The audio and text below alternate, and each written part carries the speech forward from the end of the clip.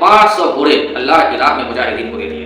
اسی طرح ایک مرتبہ 1000 اونٹ اللہ کی راہ میں مجاہدین کو دیے، اور ایک مرتبہ 1500 اونٹ اللہ کی راہ میں مجاہدین کو دے دیے۔ اسلام میں زیادہ پیسے کمانا یہ جائز ہے یا ناجائز ہے، اسی ٹاپک پہ آج ہماری مختصر گفتگو ہوگی۔ آپ لوگوں سے گزارش ہے کہ آپ مکمل ویڈیو ضرور دیکھیں، انشاءاللہ بہت ساری معلومات کا خزانہ حاصل ہوگا۔ اور ساتھ ہی ایک گزارش ہے کہ اگر چینل پر آپ نئے ہیں تو چینل کو سبسکرائب ضرور کر دیں۔ ناظرین، میری یہ کوشش ہوتی ہے کہ میں بھی زیادہ سے زیادہ دنیا کی دولت حاصل کروں اور لوگوں کو بھی بتاؤں کہ وہ بھی دنیا کی دولت زیادہ سے زیادہ حاصل کریں۔ جب میں یہ لوگوں کو ترغیب دیتا ہوں تو کچھ ہمارے مسلم خاص طور سے نوجوان ہمیں آن لائن مشورہ دیتے ہیں، چاہے وہ فیس بک کے ذریعے ہو یا یوٹیوب کے ذریعے ہو۔ لوگ یہ مشورہ دیتے ہیں کہ جناب آپ حافظ ہیں، آپ قاری ہیں، آپ عالم ہیں، آپ لوگوں کو دنیا کی دولت کمانے کی ترغیب نہ دیں بلکہ نماز روزے کے بارے میں بتائیں، آپ کسی مسجد میں امامت کریں یا مدرسے میں پڑھائیں وغیرہ وغیرہ۔ لوگ جو مجھے مشورہ دیتے ہیں ان مشوروں سے مجھے 3 باتیں سمجھ میں آئی۔ پہلی بات تو یہ کہ جو مسلم ہیں خاص طور سے نوجوان، وہ یہ سمجھتے ہیں کہ مذہب اسلام نے زیادہ پیسے کمانے سے منع کیا ہے۔ اور دوسری بات جو سمجھ میں آئی وہ یہ کہ لوگ یہ سمجھتے ہیں کہ اگر کوئی حافظ بن جائے، عالم بن جائے، مفتی بن جائے وغیرہ تو اس کے لیے ضروری ہے کہ وہ یا تو مسجد میں امامت کرے یا مدرسے میں پڑھائے، اس کے علاوہ کوئی دوسرا کام وہ نہیں کر سکتے۔ اور تیسری بات جو سمجھ میں آئی وہ یہ کہ لوگ یہ سمجھتے ہیں کہ کسی کو نماز کے بارے میں بتانا، روزے کے بارے میں بتانا، حج کے بارے میں بتانا وغیرہ یہی دین کا کام ہے، اسی پہ نیکی ملتی ہے، اس کے علاوہ اگر کوئی بات بتائی جائے دنیاوی طور پہ تو اس میں نیکی نہیں ملتی ہے۔ یہ 3 باتیں مجھے سمجھ میں آئی۔ لاسٹ کی جو 2 باتیں ہیں انشاءاللہ اس پر ہم کسی اور ویڈیو میں گفتگو کریں گے۔ آج کی ویڈیو میں جو ہم گفتگو کرنے جا رہے ہیں وہ یہ کہ کیا مذہب اسلام نے زیادہ پیسے کمانے سے منع کیا ہے، اسی پہ آج کی ہماری گفتگو ہوگی۔ اور ایک بات جو ہمارے بھائی ہمیں آن لائن مشورہ دیتے ہیں کہ آپ کسی مسجد میں امامت کریں، تو ان سے بتا دوں کہ الحمدللہ میں ایک مسجد میں امامت کرتا ہوں، لیکن ساتھ ہی میں امامت کی تنخواہ بھی لیتا ہوں جو کہ مجھے بالکل پسند نہیں ہے، اور انشاءاللہ میں جلد ہی فی سبیل اللہ امامت شروع کروں گا، کیونکہ ہماری کوشش یہی ہے کہ میں فی سبیل اللہ امامت کروں۔ تو انشاءاللہ جلد ہی جب میری آمدنی کا دوسرا ذریعہ ہو جائے گا پھر میں انشاءاللہ فی سبیل اللہ امامت کروں گا۔ تو آئیے چلتے ہیں آج کی ٹاپک کی طرف۔ ناظرین، اگر میں کسی مسلمان سے سوال کروں کہ مذہب اسلام کے جو بھی قانون ہیں ان تمام قوانین پہ سب سے زیادہ عمل کس نے کیا ہے، تو یقیناً ہر مسلمان کا یہی جواب آئے گا کہ سب سے زیادہ اگر کسی نے عمل کیا ہے تو وہ صحابہ کرام کی ذات ہے۔ اگر مذہب اسلام میں زیادہ دولت کمانا منع ہوتا تو سب سے پہلے عمل کون کرتے تو وہ صحابہ کرام عمل کرتے۔ لیکن جب ہم صحابہ کرام کی زندگی کا مطالعہ کرتے ہیں تو ہمیں 1 2 نہیں بلکہ بہت سارے صحابہ کرام ایسے ملتے ہیں جن کے پاس اتنی دولت تھی کہ آج کے زمانے میں اگر اتنی دولت ہوتی تو دنیا کے نمبر 1 دولت مند میں ان کا نام شمار ہوتا۔ حضرت عثمان غنی رضی اللہ تعالیٰ عنہ کے تعلق سے اکثر مسلمان جانتے ہیں کہ ان کے پاس کتنی دولت تھی۔ آج کی ویڈیو میں میں ایک دوسرے صحابی کے بارے میں بتانے جا رہا ہوں مختصر، کہ آپ ان سے اندازہ لگائیں گے کہ ان کے پاس کتنی دولت تھی، وہ کتنے بڑے بزنس مین تھے۔ ناظرین، حضرت عبد الرحمن بن عوف رضی اللہ تعالیٰ عنہ یہ وہ صحابی ہیں جو عشرہ مبشرہ میں داخل ہیں۔ آپ لوگ جانتے ہوں گے کہ عشرہ مبشرہ کن کو کہا جاتا ہے۔ جو لوگ نہیں جانتے ان کو بتا دوں کہ عشرہ مبشرہ ان 10 صحابیوں کو کہا جاتا ہے جن کو نبی کریم صلی اللہ علیہ وسلم نے اس دنیاوی زندگی میں ہی جنت کی بشارت دے دی۔ انہی 10 صحابیوں میں حضرت عبد الرحمن بن عوف رضی اللہ تعالیٰ عنہ کا بھی نام آتا ہے۔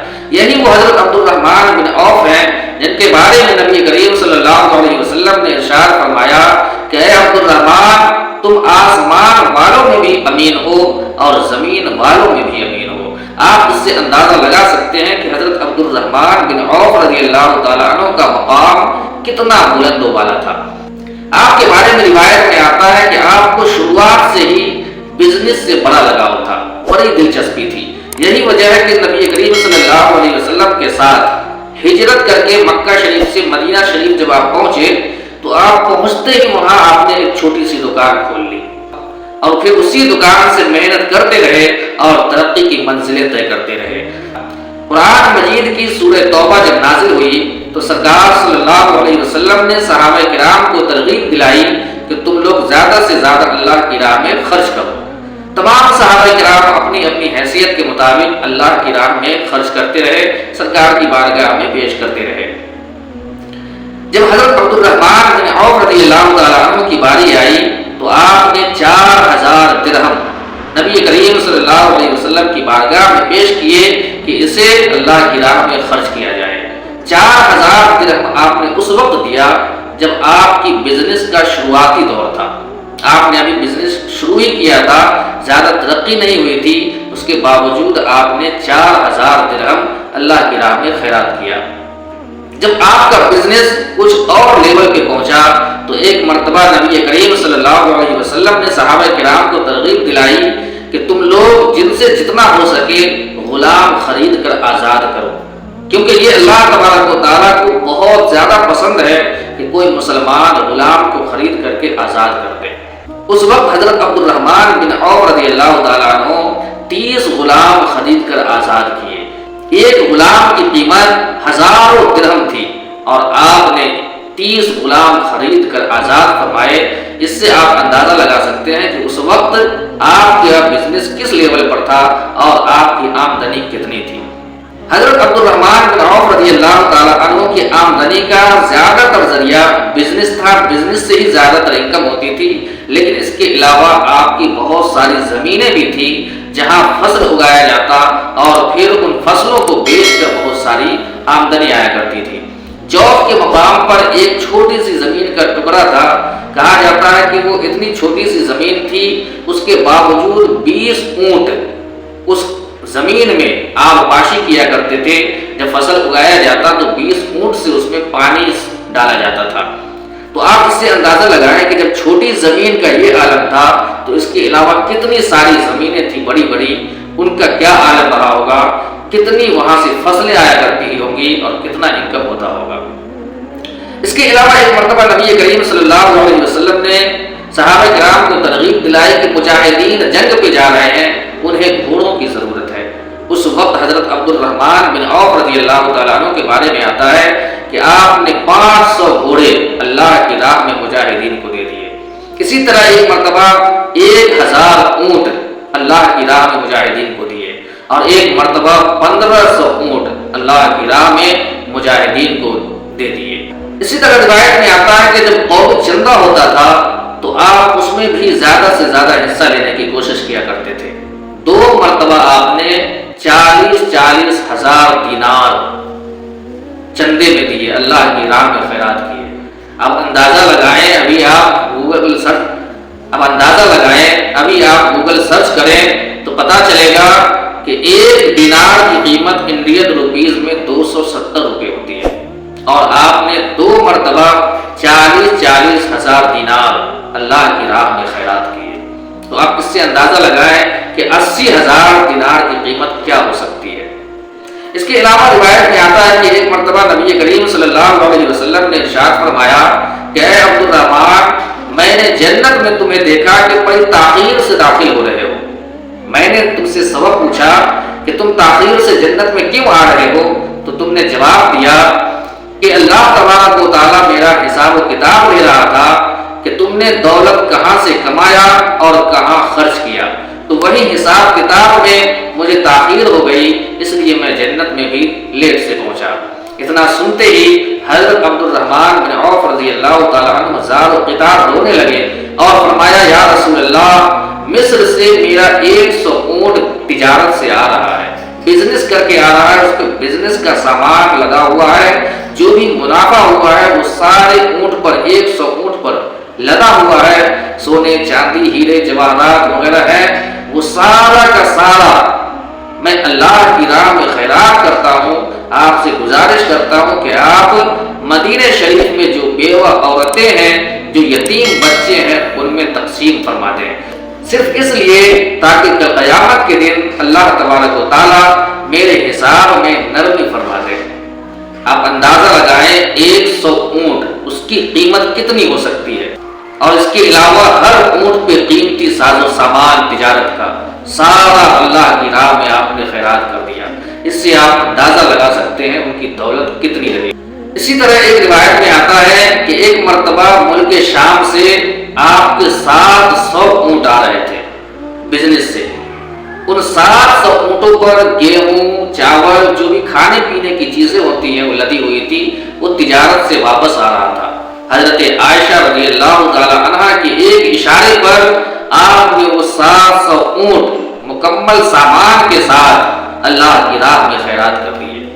ایک اور روایت میں آتا ہے کہ نبی کریم صلی اللہ علیہ وسلم جب اس دنیا سے تشریف لے گئے تو آپ نے اعلان فرمایا کہ جتنی بھی امہات المؤمنین حیات سے ہیں ان کی ساری ضروریات میں پوری کروں گا۔ یہی وجہ ہے کہ ایک بار آپ نے کسی ضروری کام کے لیے اپنا ایک بہت ہی قیمتی باغ امہات المؤمنین کو تحفتاً پیش کر دیا۔ جب اس باغ کو فروخت کیا گیا تو اس وقت اس کی قیمت 4 لاکھ درہم ہوئی تھی، جو امہات المؤمنین کو پیش کیا گیا، اور پھر امہات المؤمنین نے اسے جہاں ضرورت تھی وہاں خرچ کیا۔ اسی طرح ایک روایت میں آتا ہے کہ آپ نے ایک مرتبہ ایک چھوٹی سی زمین کا ٹکڑا بیچ ڈالا جس کی قیمت اس وقت 40,000 دینار تھی۔ وہ 40,000 دینار آپ نے سارا کا سارا مدینہ شریف کے غریبوں میں تقسیم فرما دیا۔ اسی طرح روایت میں آتا ہے کہ جب آپ کے دنیا سے تشریف لے جانے کا وقت قریب آیا تو آپ نے اعلان فرمایا کہ جنگ بدر میں نبی کریم صلی اللہ علیہ وسلم کے ہمراہ جتنے بھی صحابہ کرام جنگ میں شریک ہوئے تھے اور ان میں جو حیات سے باقی ہیں ان سب کو میری طرف سے 400 دینار پیش کیے جائیں۔ روایت میں آتا ہے کہ اس وقت تقریباً 100 سے زائد صحابہ کرام حیات سے تھے اور سب کو تحفتاً 400 دینار پیش کیے گئے۔ حضرت عثمان غنی رضی اللہ تعالی عنہ جو خود دولت مند صحابی تھے، لیکن آپ نے بھی وہ تحفے کے طور پہ جو دیا ہوا 400 دینار تھا وہ بھی آپ نے قبول کیا اور آپ نے اپنا حصہ لیا۔ اس کے بعد آپ نے فرمایا کہ اب 50,000 دینار اور 1,000 گھوڑے اللہ کی راہ میں خیرات کر دیے جائیں۔ اسی طرح روایت میں آتا ہے کہ جب آپ دنیا سے تشریف لے گئے تو آپ کی 3 بیویاں تھیں جو حیات سے تھیں، ان تینوں کو آپ کی دولت میں سے 8واں حصہ دیا گیا۔ تینوں کو 1 لاکھ دینار تینوں کے حصے میں آیا۔ 1 لاکھ دینار 8ویں حصے میں سے دیا گیا تو 1 لاکھ دینار آیا۔ اس کے علاوہ آپ نے اپنے ورثہ کے لیے 3,000 بکریاں، 1,000 اونٹ اور 100 گھوڑے اتنے، اور اس کے علاوہ زمین جائیداد، یہ ساری چیزیں آپ نے اپنے ورثہ کے لیے دنیا میں چھوڑ کر تشریف لے گئے۔ اس کے علاوہ سونے کی بڑی بڑی اینٹیں آپ نے دنیا میں چھوڑا اپنے ورثہ کے لیے۔ تاریخ میں آتا ہے کہ وہ اتنی بڑی بڑی سونے کی اینٹیں تھی کہ آپ کے ورثہ جب مزدور کو لائے اس کو کاٹنے کے لیے تو مزدور نے اس اینٹ کو، سونے کی اینٹ کو کلہاڑے سے کاٹا، اور کلہاڑے سے کاٹنے والے مزدور کے ہاتھوں میں چھالے پڑ گئے۔ اتنی بڑی بڑی اینٹیں تھی سونے کی جو آپ اس دنیا میں چھوڑ کر گئے تھے۔ حالانکہ بہت ساری دولت آپ نے اللہ کی راہ میں خرچ کر دیا تھا، اس کے علاوہ بھی آپ کے ورثہ کے لیے بہت ساری دولتیں بچ گئی تھی۔ ان ساری روایتوں سے آپ اندازہ لگا سکتے ہیں کہ حضرت عبد الرحمن بن عوف رضی اللہ تعالی عنہ کے پاس کتنی دولت تھی، اور انہی دولتوں کو اللہ کی راہ میں خرچ کر کے اللہ کا قرب اور نبی کریم صلی اللہ علیہ وسلم کی محبت حاصل کی انہوں نے۔ تو ناظرین، بتانے کا مقصد یہ ہے کہ اتنی دولت آسانی سے انہیں نہیں ملی، انہوں نے بہت محنتیں کی، بہت ساری قربانیاں دی، اس کے بعد ان کو اتنی دولت حاصل ہوئی اور پھر انہی دولتوں سے اللہ کا قرب حاصل کیا۔ تو بتانے کا مقصد یہ ہے کہ اگر اسلام میں زیادہ پیسے کمانا منع ہوتا تو سب سے پہلے یہ صحابہ کرام اس پر عمل کرتے اور زیادہ پیسہ کمانے سے بچتے، لیکن ان صحابہ کرام نے زیادہ دولتیں کما کر لوگوں کو تعلیم دی کہ اسلام میں زیادہ پیسے کمانا ہرگز منع نہیں ہے، بلکہ زیادہ پیسے کما کر کے اللہ کی راہ میں خرچ نہ کرنا یہ غلط ہے، یہ منع ہے، اس سے بچے۔